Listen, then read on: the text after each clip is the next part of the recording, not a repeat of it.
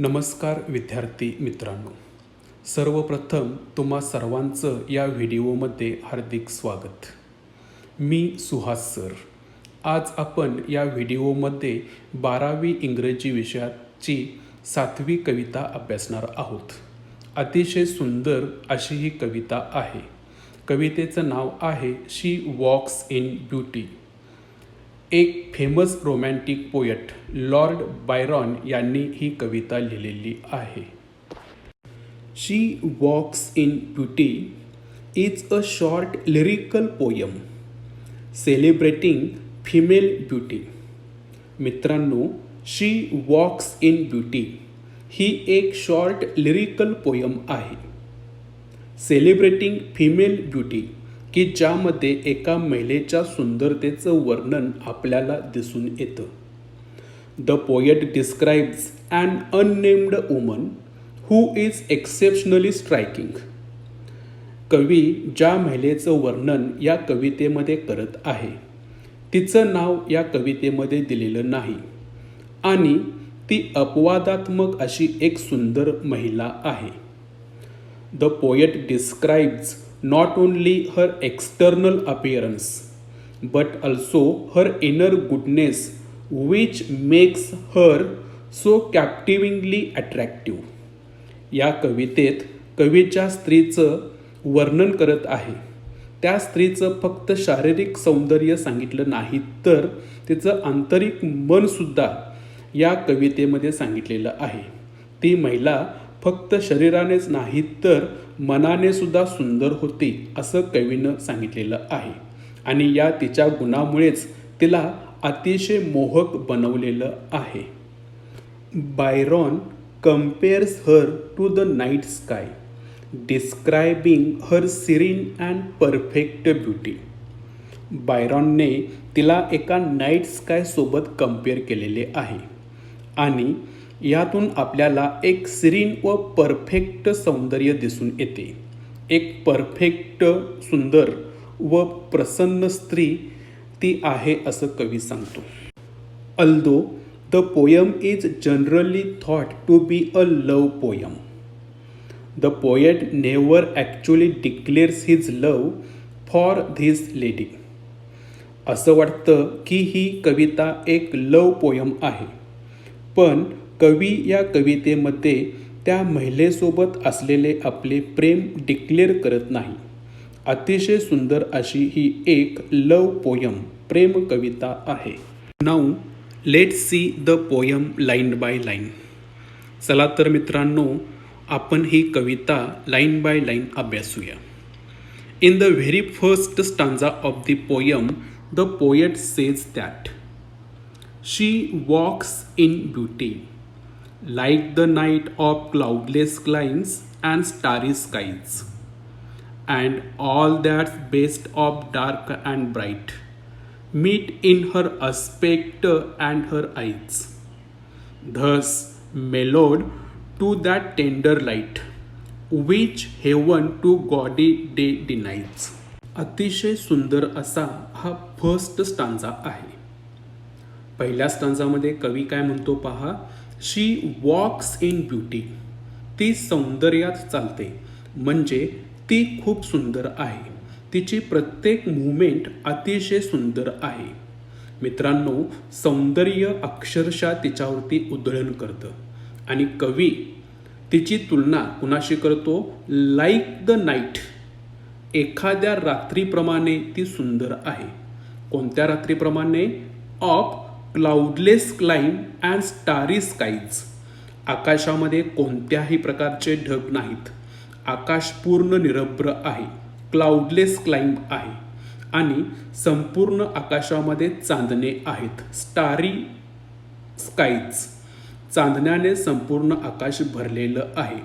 अशी जी रात्र असते त्या रात्रीप्रमाणे ती सुंदर आहे. And all that's best of dark and bright meet in her aspect and her eyes. किती सुंदर कवीनं त्या स्त्रीचं वर्णन केलेलं आहे. कवी काय म्हणतो पहा, and all that's best of dark and bright.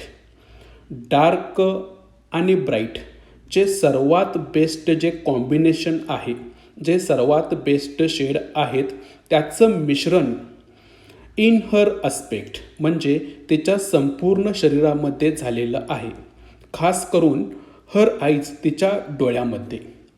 थोडक्यात डार्क अँड ब्राईटमधील जे सर्वोत्कृष्ट आहे त्याचा सुरेख मिलाप तिच्या संपूर्ण शरीरात व डोळ्यात आपल्याला दिसत आहे. या दोन्ही रंगछटा व्यवस्थित एकत्र आलेल्या आहेत. Thus mellowed to that tender light which heaven to gaudy day denies. कवी काय सांगतो की एक सौम्य मेलोड व नाजूक प्रकाश टेंडर लाईट त्या स्त्रीच्या शरीरातून बाहेर पडत आहे व तो प्रकाश एक हेवन म्हणजे स्वर्गीय प्रकाश आहे असं कवी सांगतो. आणि हा स्वर्गीय प्रकाश गॉडी डे डिनाईज म्हणजे दिवसाच्या असणाऱ्या प्रखर प्रकाशाला डिनाईज थोडक्यात नकार देत आहे. ती स्त्री इतकी सुंदर आहे की त्या स्त्रीच्या शरीरातून एक स्वर्गीय प्रकाश, एक सुंदर प्रकाश बाहेर पडत आहे आणि तो प्रकाश दिवसाच्या असणाऱ्या प्रखर प्रकाशाला नकार देत आहे असं कवी इथं सांगत आहे. विद्यार्थी मित्रांनो, या स्टांजामधील पहिली लाईन जर तुम्ही अभ्यासला तर तुमच्या असं लक्षात येईल की पहिल्या लाईनमध्ये सिमिली हा poetic device figure of speech कवीनं वापरलेला आहे, कारण त्या स्त्रीची कंपॅरिझन नाईटशी कवीनं केलेलं आहे आणि ते कंपॅरिझन करण्यासाठी लाईक या शब्दाचा वापर कवीनं केलेला आहे आणि त्यामुळं पहिली लाईन ही सिमिलीचं एक बेस्ट एक्झाम्पल आहे. त्याचबरोबर पहिल्या स्टांजामध्ये A B A B A B या राईम स्कीमचा वापर कवीनं केलेला आहे. Now I moving to the second stanza of the poem. चला तर मग आपण या कवितेमधला दुसरा स्टांजा अभ्यासूया. In the second stanza of the poem the poet says that one shade the more, one ray the less, had half impaired the nameless grace, which waves in every raven trace, or softly lightens over her face, where thoughts serenely sweet express, how pure, how dear their dwelling place. अतिशय सुंदर शब्दामध्ये कवीनं त्या स्त्रीचं वर्णन या स्टांजामध्ये केलेलं आहे. कवी म्हणतो one shade the more, one ray the less. एक जरी शेड जादा झाली असते किंवा एखादा रे प्रकाश जरी जादा झाला असता तर हॅड हाफ इम्पेयर्ड तिचं निम्म सौंदर्य खराब झालं असतं. द नेमलेस ग्रेस ती नाव नसलेली जी सुंदरी आहे तिचं. थोडक्यात सौंदर्याचा परफेक्ट मिलाप त्या स्त्रीच्या शरीरामध्ये दिसत होता. एखादी गोष्ट जरी जास्त झाली असती किंवा एखादी गोष्ट जरी कमी झाली असती तर त्या सुंदरीचं सौंदर्य खराब झालं असतं असं कवी बायरॉन येथे सांगतो. In the next two lines of the poem, the poet says that which waves in every raven trace or softly lightens over her face. कवी इथं म्हणतो की त्या सुंदर स्त्रीच्या केसांच्या वेणीतून किंवा केसांच्या बटातून ते सौंदर्य अक्षरशः वेव्ज वाहत होतं आणि तिचे ते काळे केस तिच्या मऊ व मुलायम चेहऱ्यावरून खाली वाहत होतं. In the last two lines of this stanza the poet says that where thoughts serenely sweet express, how pure how dear their dwelling place.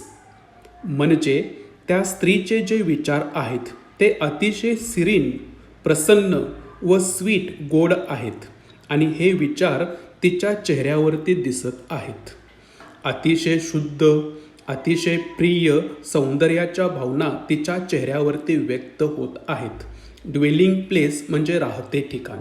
अतिशय चांगले विचार त्या स्त्रीच्या चेहऱ्यावरती दिसतात असं कवी सांगतो. आता आपण या कवितेमधला शेवटचा stanza अभ्यासूया. In the last stanza, the poet says that, and on that cheek, and over that brow, so soft, so calm, yet eloquent, the smiles that win, the tints that glow, but tale of days in goodness spent, a mind at peace with all below, a heart whose love is innocent. In the first two stanzas of the poem, the poet describes her external appearance. But in the last stanza, the poet describes her inner goodness. पहिल्या दोन स्टांजामध्ये कवीनं त्या स्त्रीचं शारीरिक सौंदर्य वर्णन केलेलं होतं आणि ह्या शेवटच्या स्टांजामध्ये कवी त्या स्त्रीचं आंतरिक मन किती सुंदर आहे ते सांगण्याचा प्रयत्न करत आहे. अँड ऑन दॅट चीक, चीक म्हणजे गाल, आणि त्या स्त्रीच्या गालावर, and over that brow, brow म्हणजे कपाळ, व त्या स्त्रीच्या कपाळावरती, so soft, so calm yet eloquent, अतिशय मऊ, अतिशय शांत व भव्य दिव्य असं स्माईल आहे. द स्माइल्स दॅट विन, आणि त्या स्त्रीच्या चेहऱ्यावरती असणारं स्माईल लिटरली प्रत्येकाचं मन जिंकत आहे. थोडक्यात प्रत्येकाला त्या स्त्रीच्या चेहऱ्यावरती असलेलं हास्य हवंसं वाटत आहे. द टिंट्स दॅट ग्लो, व तिचे जे टिंट्स आहेत म्हणजे त्वचेचा रंग आहे तो चकाकत आहे, तो सर्वांना ग्लो प्रभावित करत आहे. But tell of days in goodness spent, tell of days म्हणजे तिनं आत्तापर्यंत जे काय दिवस जगले आहेत ते गुडनेस स्पेंट म्हणजे तिचं वर्तन अतिशय चांगलं आहे. आतापर्यंत तिनं अतिशय चांगल्या वर्तनामध्ये आपलं आयुष्य जगलेलं आहे. म्हणजे ती स्त्री जशी फिजिकली सुंदर आहे त्याचप्रमाणे तिचं वर्तनसुद्धा खूप चांगलं आहे असं कवी सांगतो. In the last two lines of the poem the poet says that, a mind at peace with all below, a heart whose love is innocent. कवी म्हणतो की त्या सर्वांमध्ये एक अतिशय शांत मन लपलेलं आहे. A heart whose love is innocent, आणि त्या स्त्रीच्या हृदयामध्ये अतिशय निरागस इनोसंट प्रेम आहे असं कवी शेवटच्या ओळीमध्ये सांगत आहे. ती स्त्री फक्त शरीरानेच नाही तर मनाने सुद्धा खूप सुंदर होती असं या शेवटच्या स्टांजामधून कवीला सांगायचं आहे. प्रिय विद्यार्थी मित्रांनो, ही कविता तुम्हाला कशी वाटली हे जरूर मला खाली दिलेल्या कमेंट बॉक्समधून कळवा व माझ्या चॅनेलला सबस्क्राईब जरूर करा, जेणेकरून मी जेव्हा नवीन सिलेबसमधील एखादा टॉपिक या चॅनेलवर अपलोड करेन तेव्हा त्याचे नोटिफिकेशन सर्वप्रथम तुम्हाला मिळतील. धन्यवाद.